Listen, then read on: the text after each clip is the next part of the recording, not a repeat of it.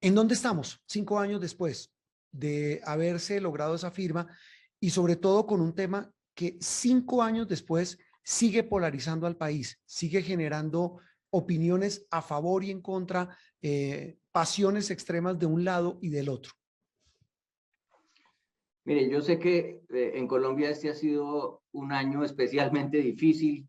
Sí. La situación política, el efecto devastador de la pandemia sobre los hogares colombianos. Uno habla con la gente y tiene la impresión que todo el mundo está deprimido, pero yo creo que esto es un buen momento para hacer una pausa, una reflexión, aprovechar ahora la visita del secretario general de las Naciones Unidas que viene a visitarnos con motivo justamente de los 5 años del acuerdo y ver lo que hemos logrado, porque lograr ese acuerdo fue una cosa realmente extraordinariamente difícil, y cuando uno mira qué ha pasado en otros lugares, no encuentra sino fracasos. Mire el enorme fracaso que acaba de ocurrir en Afganistán.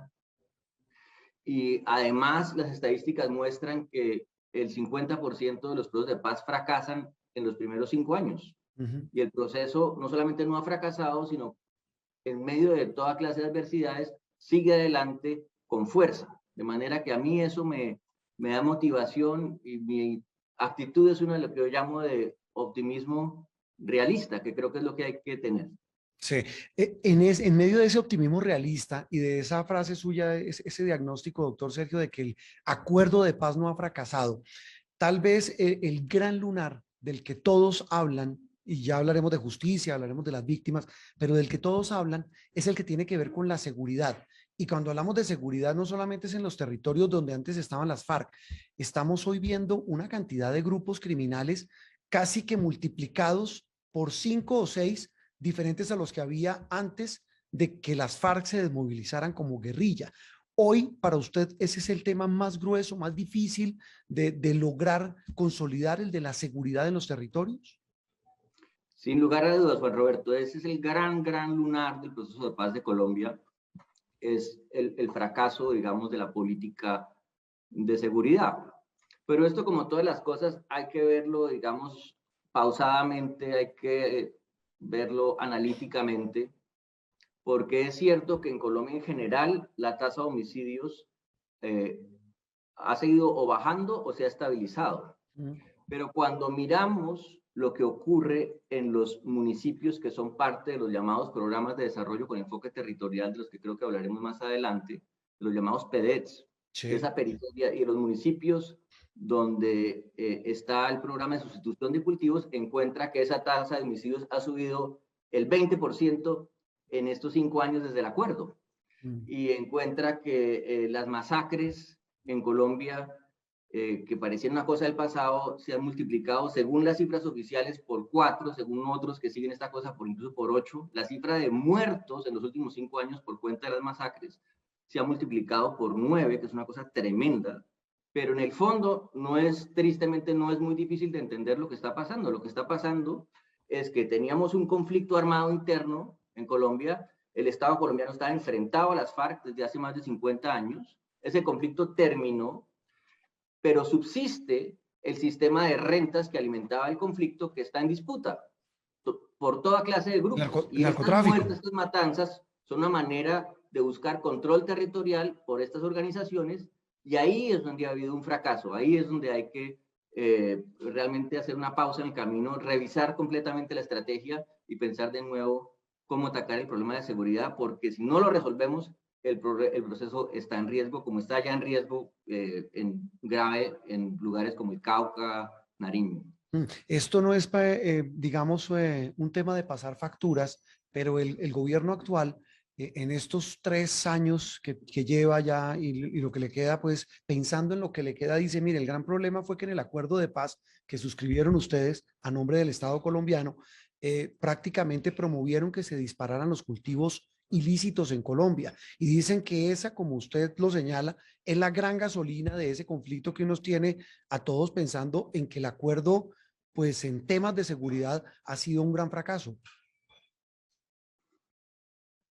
Mire, yo creo que en esta discusión lo que hay que hacer es mirar, buscar soluciones hacia adelante, pero pues yo con mucho gusto le contesto esa pregunta, porque desafortunadamente se dicen francamente muchas mentiras y hay muchas equivocaciones. No hay ninguna duda que los cultivos en Colombia crecieron en ese periodo, no hay ninguna duda. Ahora, el acuerdo mismo no creó ningún incentivo para que crecieran esos cultivos, sino por el contrario, formuló unas propuestas de una visión territorial de cómo abordar el tema de los cultivos y las regiones en el marco justamente de estos programas de desarrollo, que es lo que no ha ocurrido. Y sí se cometió un error grave desde la anterior administración, que fue cambiar lo que estaba en el acuerdo por un sistema de transferencias directas a los cultivadores, que a mi juicio, y lo dije en su momento, creaba incentivos perversos y probablemente no iba a llevar a una solución, que no ha llegado. Pero dicho eso, el problema no es simplemente un cultivador, el problema es todo un sistema de rentas que hay en el territorio y cómo podemos tener planes que coordinen la acción del Estado y que trabajen con la gente para que nuevamente el Estado colombiano tenga gobernabilidad, pero sobre todo para que estas personas sean incorporadas a la vida nacional, que es el fondo del punto 1 del acuerdo, que es en lo que más atrasados estamos. Y a propósito de eso, de lo que más atrasados estamos en ese acuerdo, hay un punto clave, doctor Sergio, que es la reforma rural. El tema hacía parte de lo primero que se acordó con la guerrilla, como parte de una reforma estructural. En ese punto, ¿qué tan endeudados estamos todos los colombianos?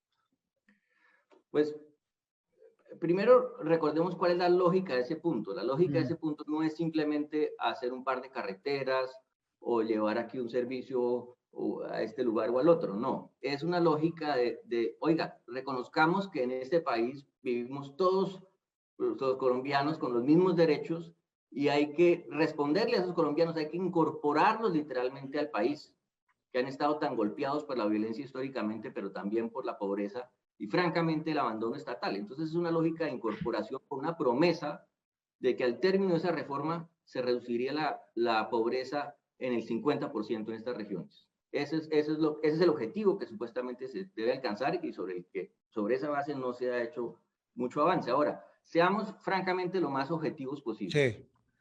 El gobierno hizo una cosa que yo considero muy positiva actual, que fue que reconoció en medio de sus diferencias ideológicas y lo que opinaba del acuerdo, que los programas de desarrollo con enfoque territorial eran una buena idea para el país, los adoptó, los ha estado trabajando, ha hecho una cosa importante que es asegurar la inclusión de las autoridades locales en esos planes y asegurar que el proceso de planeación fluye y que lo que se hace con las comunidades entra en los planes de desarrollo municipales y departamentales. Eso me parece que es muy positivo y yo creo que aquí hay un ejemplo de una política que deberían seguir todos los demás gobiernos porque ahí está la salida.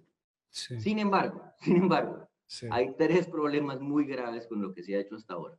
El primero es que todo esto se ha hecho, como suele ocurrir en Colombia, con muy poca coordinación con el resto del gobierno y del Estado. Entonces, la coordinación con los demás ministerios es pobre, la coordinación en materia de seguridad ha sido muy pobre, etcétera. Y eso hace que el impacto sea mucho más bajo. Segundo, más grave aún, el nivel de ejecución de esos programas ha sido bajísimo. Según las propias cifras del gobierno, el gobierno dice, yo he hecho una planeación muy juiciosa. Concedamosle eso, digamos, es cierto. Muy bien. Pero lo que pasa es que en una situación de posconflicto como la que vive Colombia, uno no se puede permitir que pasen 2 años y no se ejecuten las cosas. Y las cifras del gobierno dicen que algo así como el 4% de lo que se planeó en proyectos con las comunidades en realidad se ha ejecutado. Entonces la gente no ve que pase nada.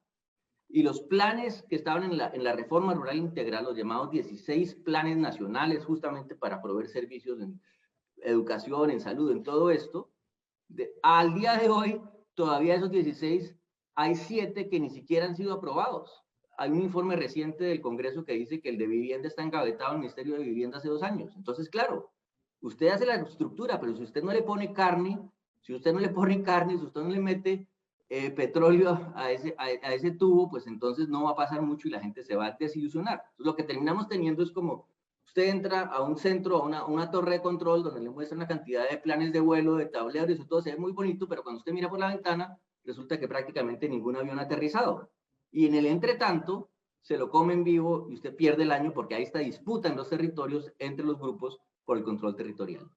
Hablemos del otro punto también que genera una polarización enorme, doctor Sergio, en torno al acuerdo de paz y que pareciera tener visiones distintas aquí adentro, hablo de Colombia, y hacia afuera una visión completamente diferente, y es el tema de la justicia que fue pactada dentro de este acuerdo de paz.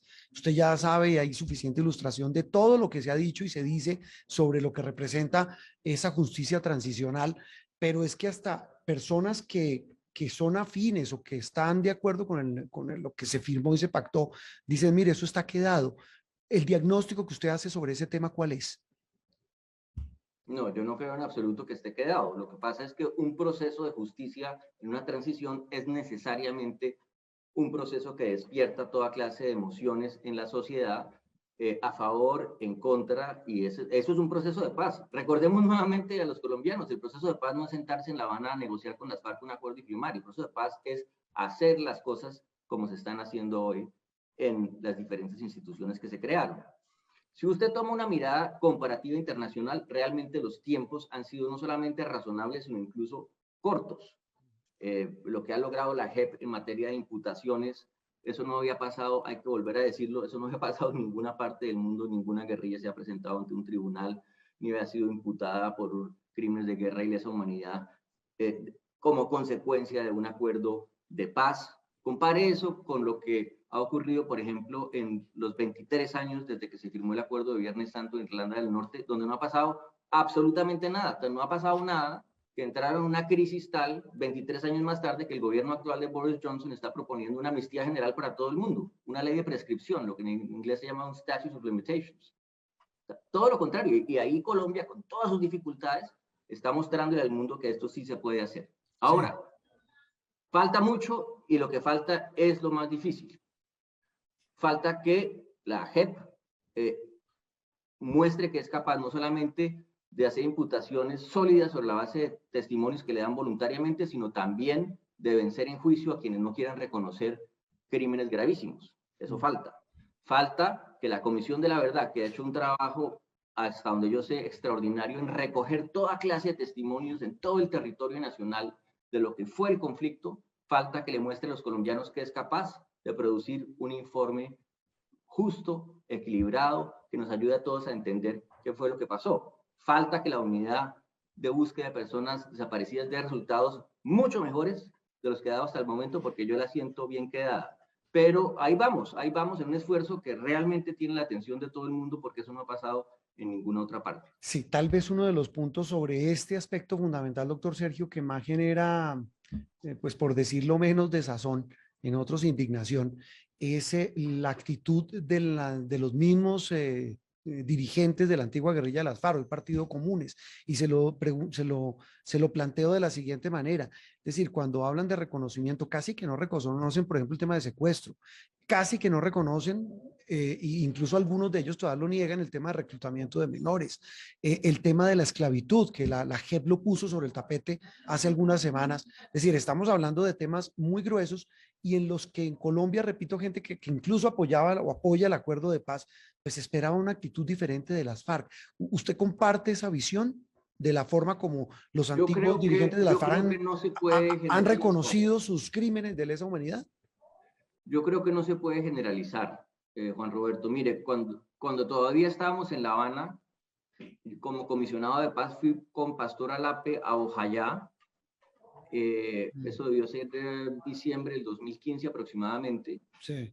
En donde la comunidad misma organizó un acto para que las FARC le respondieran por la destrucción y la muerte de todas estas mujeres y niños en Bojayá, uno de los hechos más atroces del conflicto. Y yo estaba ahí como comisionado de paz, hablando en nombre del Estado colombiano, y estaba viendo cómo Pastor Alape, de manera sentida, de manera convincente, estaba pidiéndole disculpas a la comunidad por lo ocurrido y reconociendo ese hecho.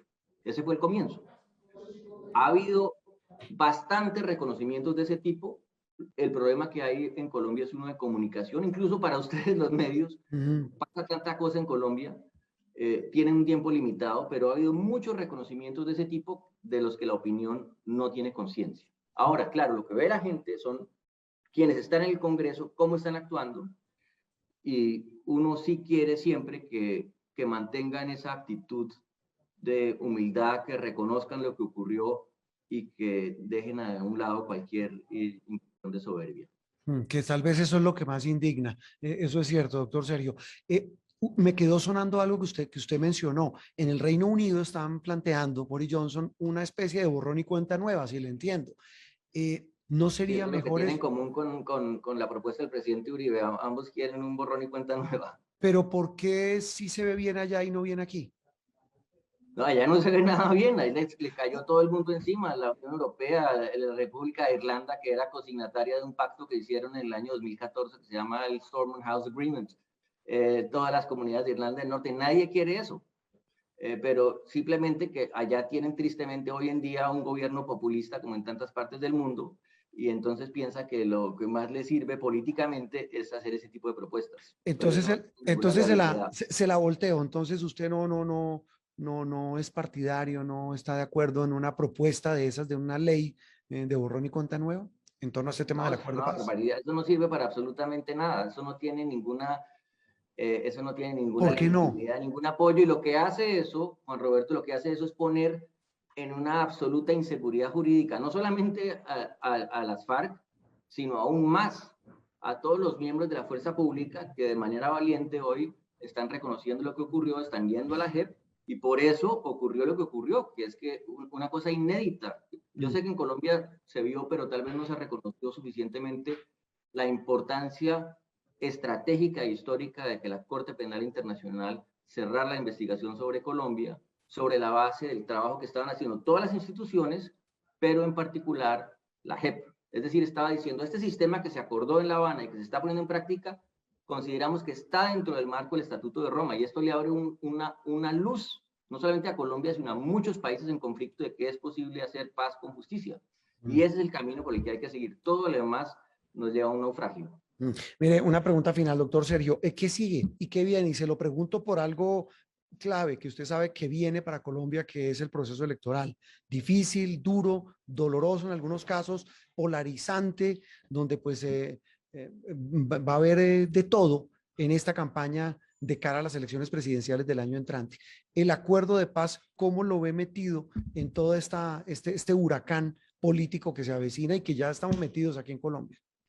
Yo tengo la impresión, Juan Roberto, y reconozco que puede ser falta de información, o si quiere incluso ingenuidad aquí estando tan lejos, aunque trato de mantenerme lo mejor informado posible. Yo tengo la impresión de que el acuerdo en general es cada vez menos objeto de controversia. O sea, ¿quién puede estar en contra de que se implementen unos programas de desarrollo cuando los colombianos de la periferia, usted cualquier indicador social lo multiplica por 3, y esa es la diferencia entre el bienestar en las ciudades y el bienestar en las zonas urbanas, zonas rurales profundas? Yo creo que cada vez menos gente está en contra de eso, y yo esperaría que haya más consensos, pero creo que hay que hacer dos cosas, si quiere, para terminar. Lo Sí. primero es que hay que arremangarse, porque el proceso sigue siendo frágil. El proceso es, yo siempre digo, es como un árbol que hay que estar regando y regando y regando, y si usted no se arremanga y no coordina, pierde el año, como estamos perdiendo el año en el Cauca. ¿Cómo es posible? ¿Cómo es posible que en este gobierno haya habido 78 líderes asesinados en el Cauca, y no esté el presidente de la República cada 15 días pidiendo cuentas en Popayán hasta que realmente mata ese problema? Eso es lo que hay que hacer ya. Se necesita una mucho mejor coordinación y un mayor impacto, porque el problema no está en todo el territorio, son 4 o 5 focos bien identificados sobre los que hay que actuar. Pero lo segundo, que tiene que ver con el proceso electoral, es que hay que recuperar una visión de futuro. Y fíjese que aquí hay una oportunidad lindísima para Colombia, porque una cosa que hizo el acuerdo y que me parece que no se reconoce suficientemente es quitar el tema de la paz de la agenda política. Llevábamos desde los 70, desde López se comenzaban a decidir las elecciones sobre la base de que alguien quería promover una negociación, como lo hizo Belisario, como lo han hecho todos desde entonces, o el tema de la seguridad, como ocurrió en los años de Uribe. Eso marcaba la agenda política. Ya eso no está sobre la mesa. Ya nos podemos mirar al espejo y mirar los problemas tremendos que tenemos. Y ese efecto ya se está viendo. Fíjese, yo vi con mucha alegría que hasta el candidato del Partido Conservador estaba diciendo que ahora lo principal, que su principal rival era la pobreza, y que lo que había que hacer era romper esas roscas que tenían ahogada la economía y que solamente favorecían a pocos. Fíjese, eso es un efecto porque el acuerdo es la agenda real de hoy, es la agenda de la gente. Eso es lo que hay que mirar. Acaba de salir un informe tremendo del Banco Mundial sobre la desigualdad en Colombia, una de las peores del mundo. Eso es lo que hay que discutir. Sí, Y eso es lo que nos permitió el acuerdo, centrarnos en lo que es el bienestar de la gente y en crear una visión hacia adelante, que es lo que no tenemos, que es lo que sí. debería producir este proceso electoral, una visión del futuro de Colombia. Sí, tal vez esa reflexión que hacen muchos en Colombia, que el conflicto armado no deja ver esos problemas tan graves de pobreza, desigualdad, abandono, inequidad, que hoy son parte fundamental, y uno lo ve en las encuestas, son los temas que a la gente le duelen, su futuro, la educación, sus hijos. Mire todo lo que están clamando los jóvenes del país. Exacto, exacto. Por eso digo que hay muchas dificultades. No todo ha salido como quisiéramos. Hay riesgos, ya lo dije. Podemos perder partes del territorio si no nos arremangamos ya. Pero está el acuerdo, están los procesos, están las estructuras. Y ¿sabe qué, Juan Roberto? Una de las cosas que yo le decía en su momento al presidente Santos es, mire, este acuerdo, además de todo lo que es una manera para que los colombianos podamos hablarnos nuevamente de otra manera. Podamos tener interlocución con menos desconfianza. Y por eso es que hay que movilizarse, hay que ir a las regiones, como lo dijimos en su momento, hay que revivir la idea de la paz territorial y meterle gente al proceso, porque como ya dije, me parece muy bien que el gobierno actual haya adoptado los PEDs, pero el problema es que lo que llaman la paz con legalidad parece ser la paz sin la gente, porque dejaron a la gente a un lado, dejaron de consultarla. Hay que volver a meter a la gente, volver a ese diálogo y crear una visión conjunta. Pues doctor Sergio Jaramillo, como siempre es un gusto dialogar con usted a la distancia, usted de lejos, pues tiene una visión muy interesante de lo que está pasando en Colombia con el acuerdo de paz que usted y los demás integrantes del entonces gobierno firmaron con la hoy extinta guerrilla de las FARC. Muchas gracias y como siempre un gusto. Gracias a ustedes, Juan Roberto, y un saludo a todos los televidentes.